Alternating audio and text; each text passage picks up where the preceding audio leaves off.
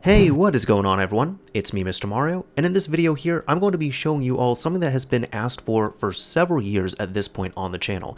But I'll be showing you how you can install a new hard drive or solid state drive in your PlayStation 3 to effectively replace and upgrade the old and probably dying one.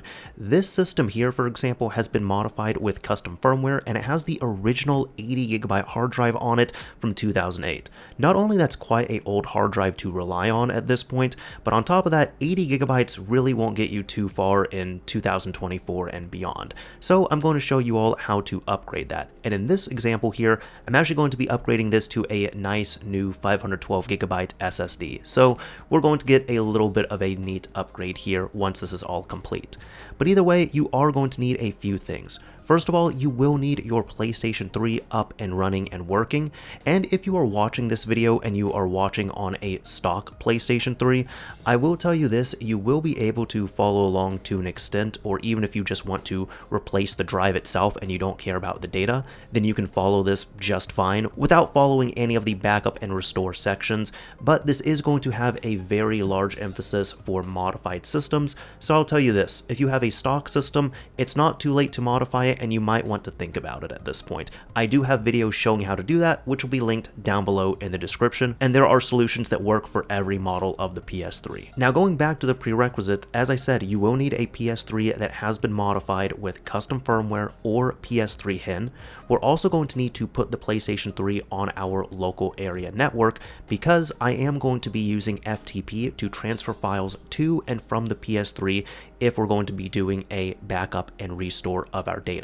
If you don't care about your data at all, you just want to put in a new drive, that's fine, you don't have to follow those procedures. But we will also need a computer to back up those files to and from. We'll also need it to download a few files, and we're going to need a USB drive as well. This will be for installations and firmware because that might be needed. More on that in a bit. And finally, if you are going to follow this to back up and restore your data from your old drive to your new one, we are going to need an original Sony OEM PS3 controller as well as a mini USB cable because we will need to get the console into safe mode near the end. Just keep that in mind. Now, in addition to hardware, because this will be a bit of a hardware tutorial on top of the software portion, we will be replacing the old hard drive with a new hard drive or new SSD. So a few things to keep in mind. You will need a small flathead screwdriver and a small Phillips head screwdriver or the bits in order to get the old hard drive out and put a new drive in. And of course, you're going to need your new drive. Now, this can be a hard drive or a solid state drive. However, keep in mind there is a storage limitation on the PlayStation 3 itself. It has a storage limitation of 1.75 terabytes.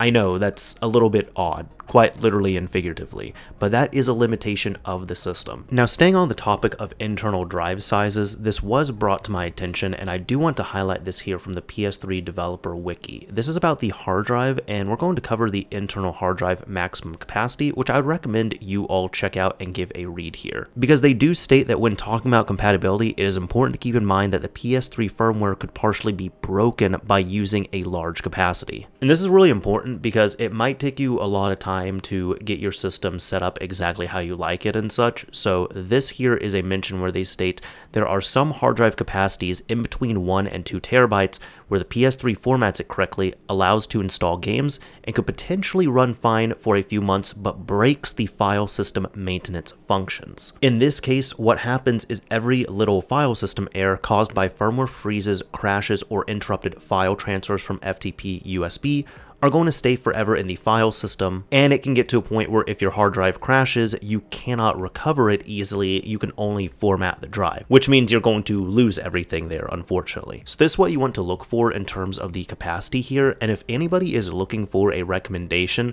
really looking at this, it would be recommended if you want to stay in the safe zone to not go past 1 terabyte for an internal drive, and they even state right here, this is about the size of your typical 1 terabyte terabyte SSD. And it states here that the exact limit where the file system check functions get broken is unknown, but it seems to be, as we said, somewhere after 1 terabyte, usually between 1 and 2 terabytes in size. So just keep that in mind. If you're going to go bigger than 1 terabyte, you could run into this issue here, which is just an unfortunate inherent issue on the PlayStation 3 itself. So again, if you want to stay safe, you might not want to go more than 1 terabyte for your internal drive. If you go higher than 1 terabyte for your internal drive storage, just keep this in mind. You've been warned. Now, with that whole laundry list of prerequisites knocked out, let's go ahead and determine which kind of modification our system has. And this here is pretty simple.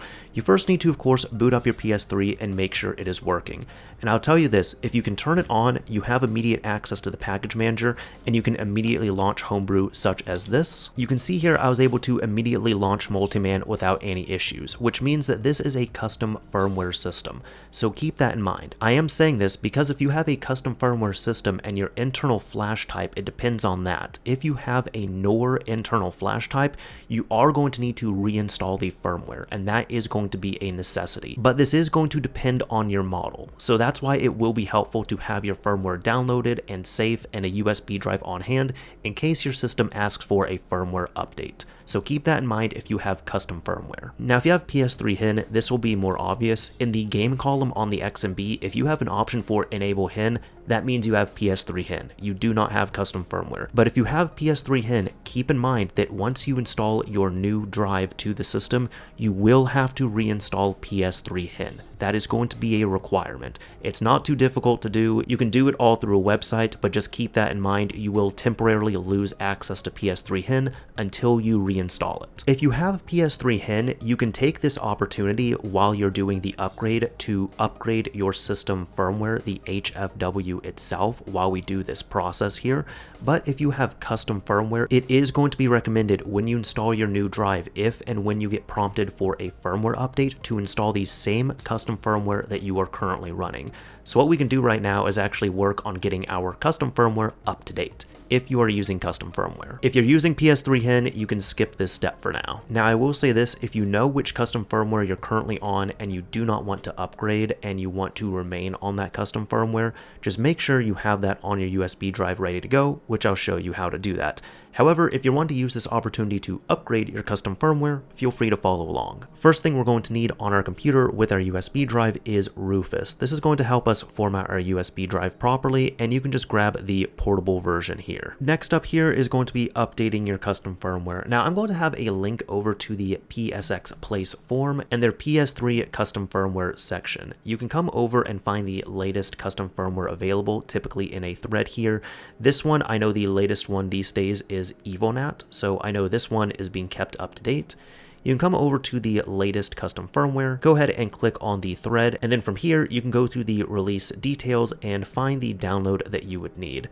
The download for at least Evonat is going to be in a mega folder right here that he maintains, and typically inside of this there are several betas that are running, but as an example here, if you want to get the latest one of this, you'd go to the latest folder. Then when you see these two separated, if you have a standard custom firmware system, so if it looks something like this here, this would be in CEX mode, and you would get either CEX or PEX versions. PEX is just going to have some developer abilities if you want that. However, if your system has been converted into DEX or debug or developer mode, which you can tell because it's going to show an IP address and such in the bottom right of your screen, such as this means that you would need DPEX, which will be the equivalent of a debug type custom firmware. Whichever one you choose, you can come over to the directory and then just download this archive file and save it somewhere you can easily find it. If you need something to extract out that firmware archive, you can download something such as 7-zip, which will allow you to extract the firmware so you can copy it over. And finally, bring up this MD file checksum webpage here to make sure that our firmware downloads and extracts properly and is not corrupted. When you have your USB drive ready and plugged in, make sure that any data that you care about has been backed up, because we are going to be formatting this, which means all data will be erased.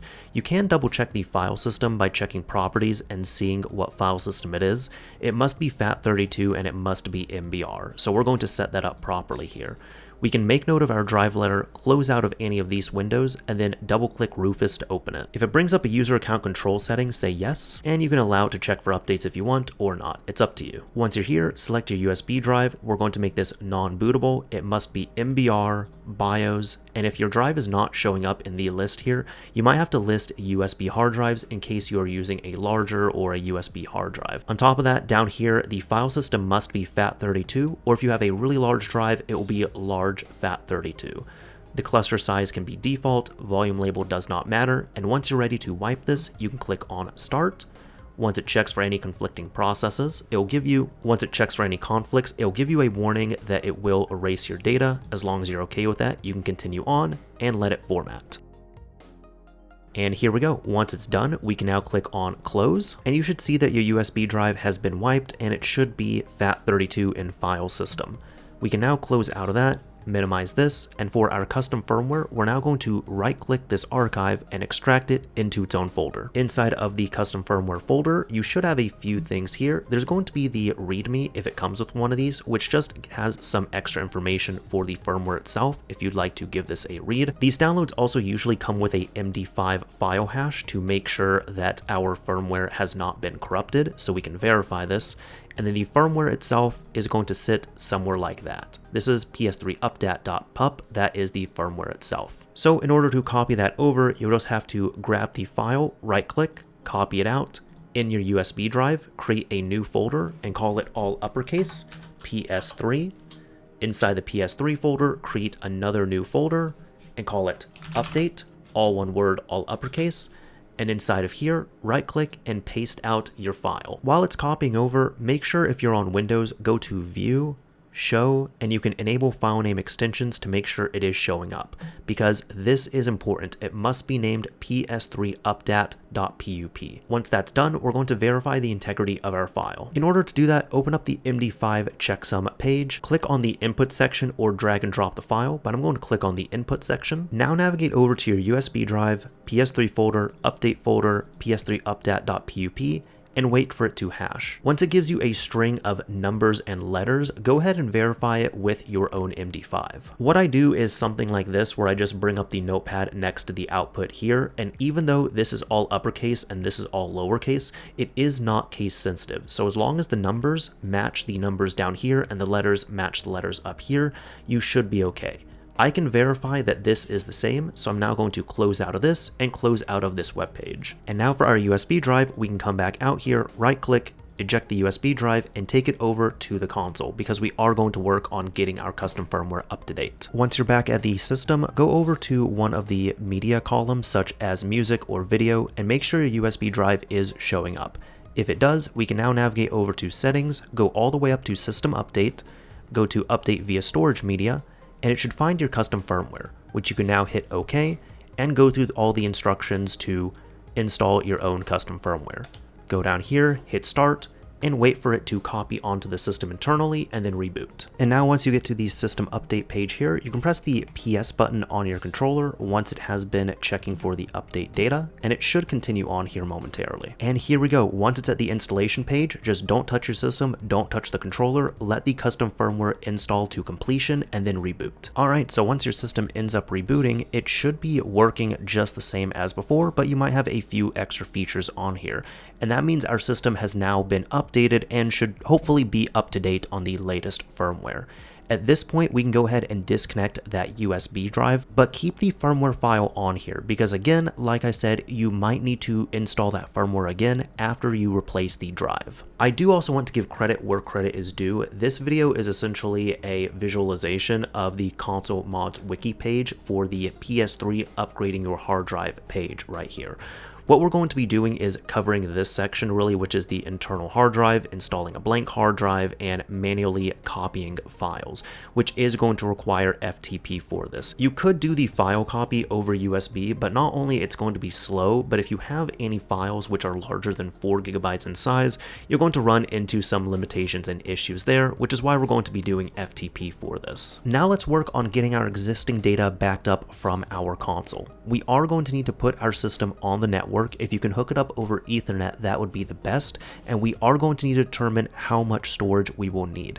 In order to do that, navigate over to the settings column, go down to system settings, and inside of system settings, go nearly all the way down to system information. You can see the free space available and the existing storage that the hard drive has. And this shows me I need about 22 gigabytes worth of free space on my desktop, although I know it's going to be less just because of the formatting and such on here, but I'll need at most 22 gigabytes available for this transfer. You should also be able to see your local IP address right here because we are going to need that for FTP. Now, whether you want to do FTP over something such as Webman through the XMB or Multiman, that's up to you. If you followed my tutorials in the past, I usually recommend installing Multiman, and Multiman has a pretty good FTP server in the background, so let's go ahead and fire that up. Once we have Multiman open, all we need to do is navigate over to the settings section, go into system information, and right here, it's going to show, again, your IP address. So at this point, we can just keep Multiman open and running. Make sure you note down your IP address, and we're going to navigate back over to our computer. But again, make sure you keep your PS3 up and running and connected to your network. Over your computer, you're going to need whatever your favorite FTP client is. I'm personally going to be using and recommending WinSCP if you use Windows. But if you have another preference, that's going to be up to you.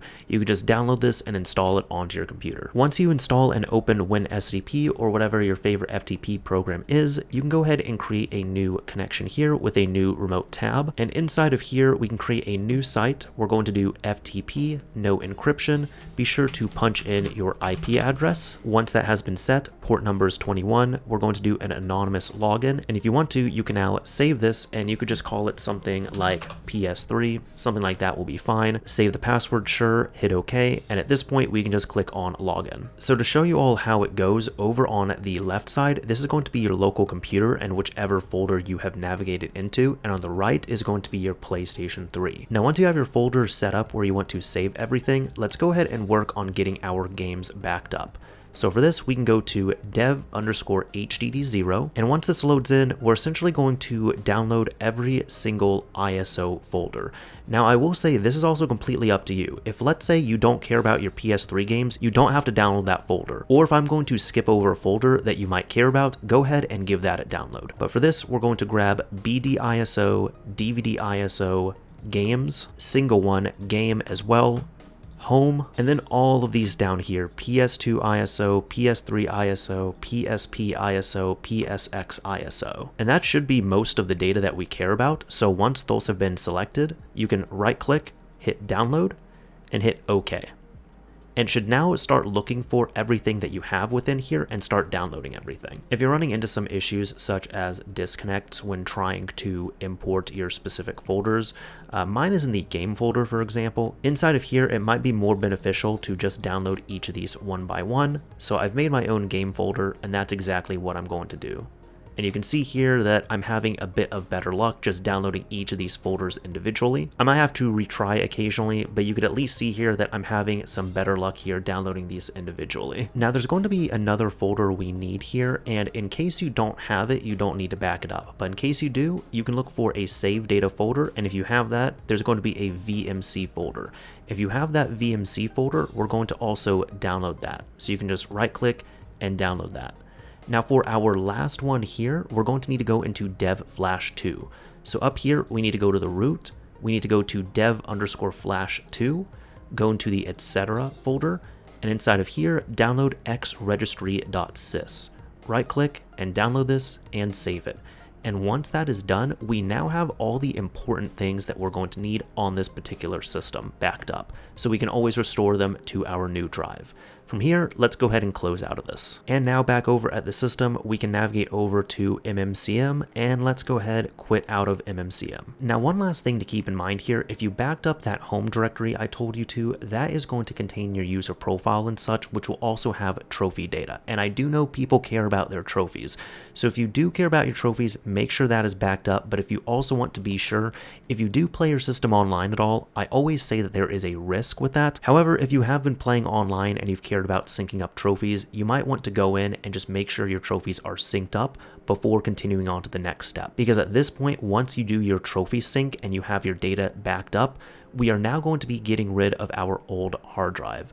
So what we can do here is once you're ready to go, make sure you have your tools on hand. We're now going to completely turn off our system, disconnect all cables and peripherals from it, and we're now going to replace the hard drive. Now that we're at the hardware portion, don't worry, in my opinion, this is probably the easiest part of the process just because of all of the oddities that come with the software side of the setup. But for any PS3 model, this is going to have you covered. If you have a fat PS3 such as this, you're going to want to flip it upside down as it is standing up, and you're going to want to find this plastic cover right here.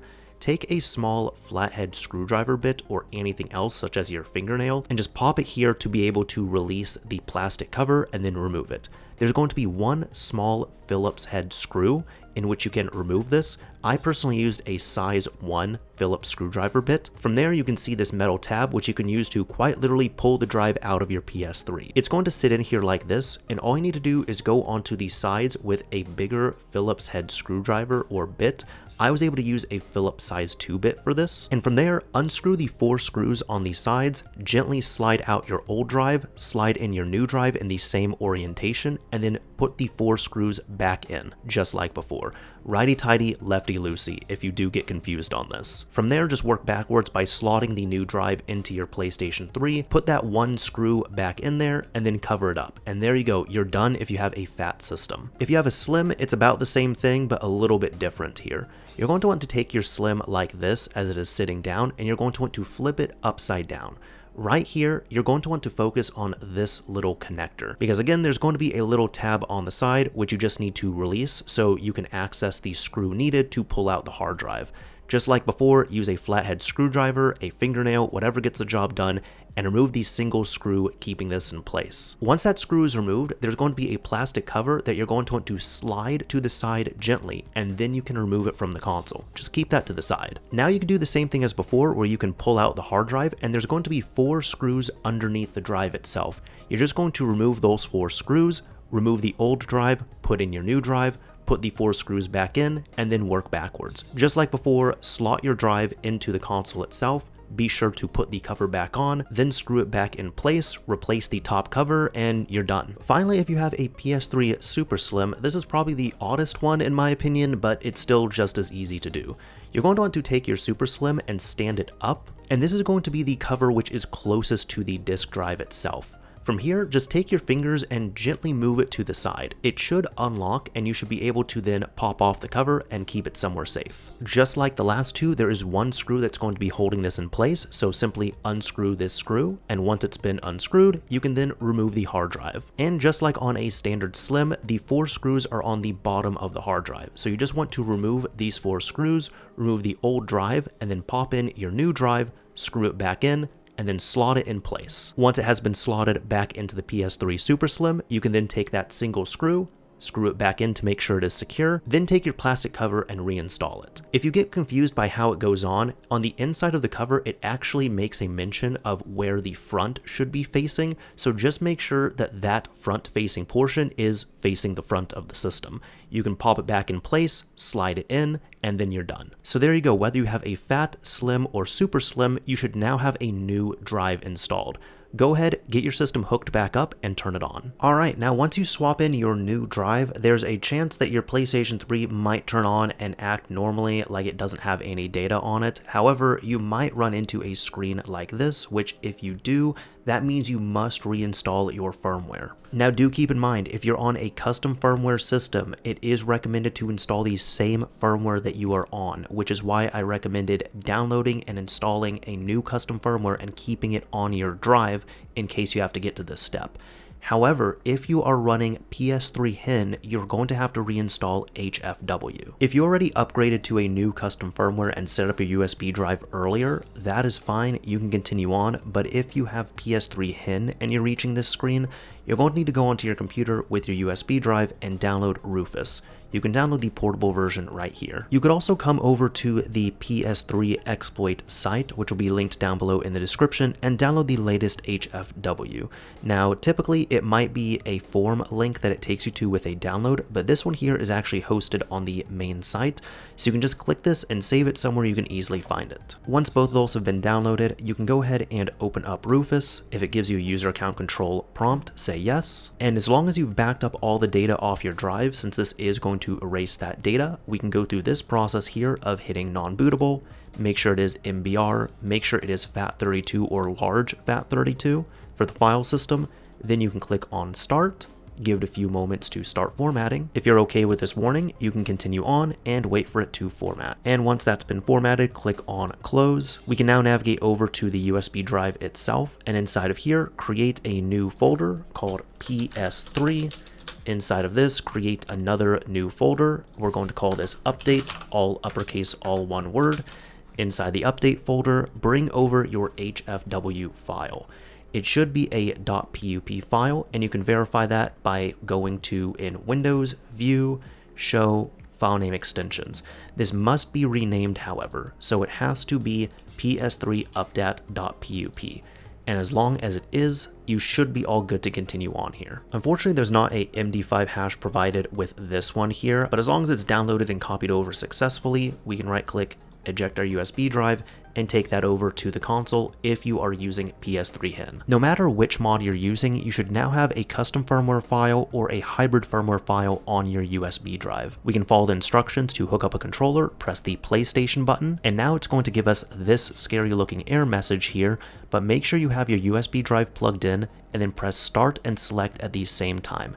It's now going to check for that USB drive and check for the firmware on it. After it checks the firmware, it's going to let you know that the internal storage is going to be formatted, which is exactly what we want. So as long as you're okay with that, you can press and hold start and select for 5 seconds. And now once that has been passed through, it's going to continue the checking process. And here we go, our storage is now being initialized. So let it go through the formatting process. For this here, we just really need to sit and wait. So here we go, once it is done formatting, it should bring you to the system update page for your custom firmware or hybrid firmware, where you can press the PlayStation button, let it check for the update data yet again. And from here, go through the process to accept this, tap the X button, and now once it's at the installing process, put your controller down, don't touch your system, and wait for this to finish up. So here we go. At this point, since there is quite literally nothing on the system, it is going to set this up like a fresh system. So you just have to go through the process here of initializing your system like it's a brand new console. And here we go. Once everything has been completed, check this out. We are going to be at completely default settings. So if you had anything specific you had to tweak, then you might need to do that. Like I know that I need to reset the theme and such on here. However, you can now see that our system is up and running and working, and if you're on custom firmware, guess what? You're able to keep your custom firmware. And we can now verify our storage as well too by going into System Settings, go down to System Information, and check this out. We have a little more than what we had before, which I think was at 52 gigabytes of free space, something like that. So this is just a little bigger than that. So now we need to work on getting some Homebrew on here because, as you can see, since we wiped the system, we have our custom firmware or our hybrid firmware, but there's absolutely nothing on the system that we can do that's fun yet. So we now need to get our package files. However, if you have PS3HEN, do keep in mind that you no longer have PS3HEN at this point, so you do have to reinstall that before continuing on. I'm not going to go into the granular detail here because I've covered this in videos, and I'll have one linked down below in the description. But in short, on your PS3, you'll need to make sure it is connected to the internet. You can then go to the PS3 exploit site and then use an installer such as the HEN auto installer, the HEN installer / enabler, or the HEN installer alternate. I personally like the HEN auto installer. From there, you can go through that, go through the prompts on screen, let it download, install, and reboot on your console. And then once you have PS3HEN reinstalled and available yet again, you can continue on with getting the necessary Homebrew that's needed. At this point now, let's go ahead and grab that Homebrew. For this, we can do the exact same thing as before with Multiman, where you can go over to Brewology, and we're going to download the latest build of Multiman.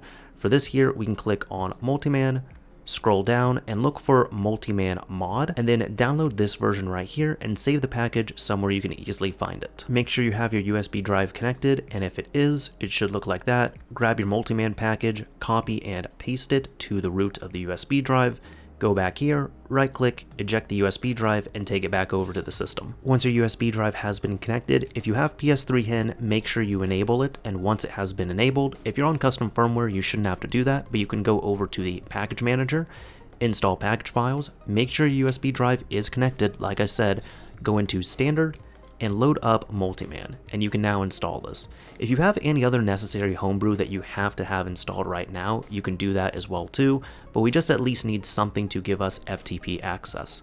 Once that's done, go down here and launch the latest Multiman. It'll run you through this process here where you just need to read these prompts, and as long as you agree to them, you can continue on, let it install the data, and then do a little bit of a soft reboot. Here we go, we got the theme applied, and as you can see here, Multiman is now up and running.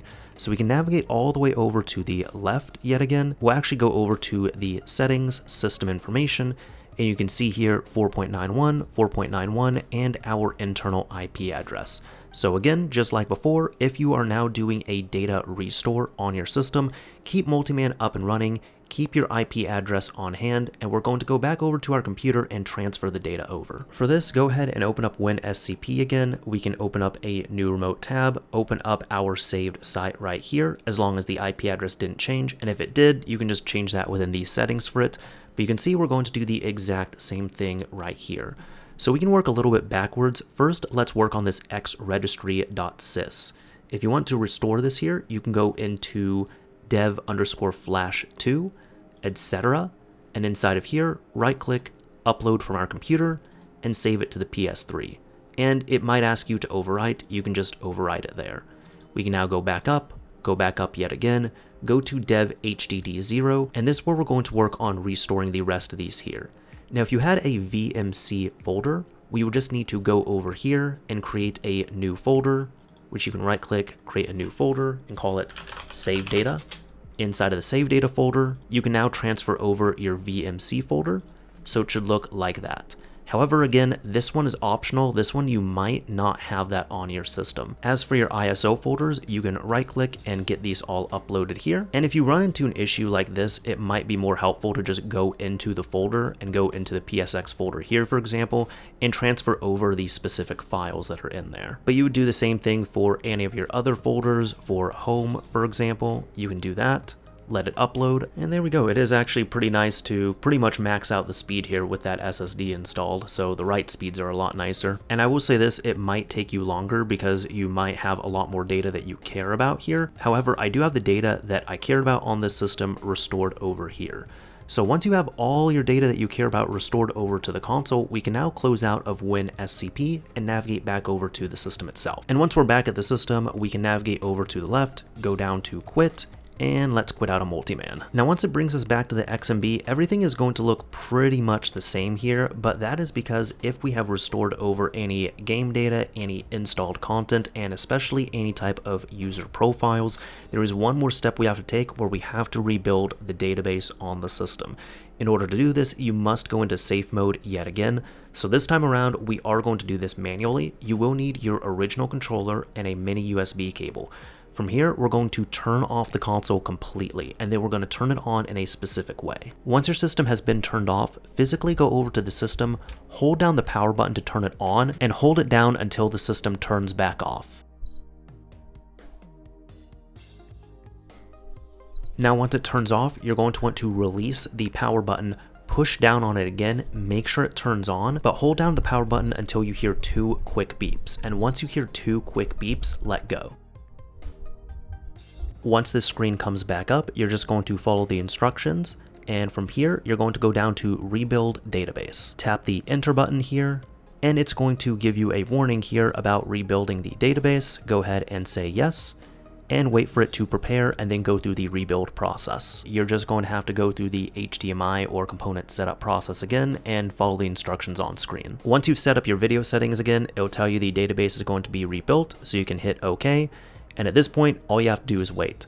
Thankfully, there wasn't, again, too much on this system here, and not all the data we really cared about on this one here in particular. This was just my own example, so I was able to rebuild pretty quickly. So once the system ends up restoring everything, we can sign back into our account, and you can see here, for example, now I don't have the Minecraft install here just because I chose not to back that up specifically, just because I chose not to restore that here, just because for this system in particular, we're not going to be caring about that moving forward. However, you can check your save data utility and check it out. There is plenty of save data right here. so all that was able to get restored. We were also able to save our PlayStation Network sign-in, so if you go to sign-in, for example, you'll be able to see that your sign-in ID and everything is available there. So thankfully, we were able to restore our profile with the important things that we at least cared about, and if there was any games you wanted to back up, they should be backed up and restored here as well.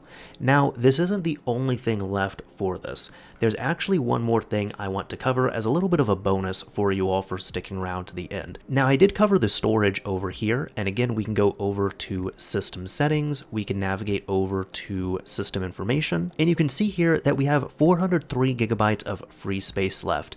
Now, what if I told you that we could unlock more with pretty much no effort? You see, way back when the PS3 was set up initially, there was about 8 or 10% of the storage size that was reserved for any type of system caching and such. Now, this was really important for smaller drives back then, for like 20 gigabyte, 40 gigabyte, 60 gigabyte drives. But at this point, with larger drives such as a 512 gigabyte one we installed in here, we don't need that much reserved anymore, and it's really just a waste of storage. So with that, if you want to reclaim some more storage and expand it even further, I'll show you how to do that.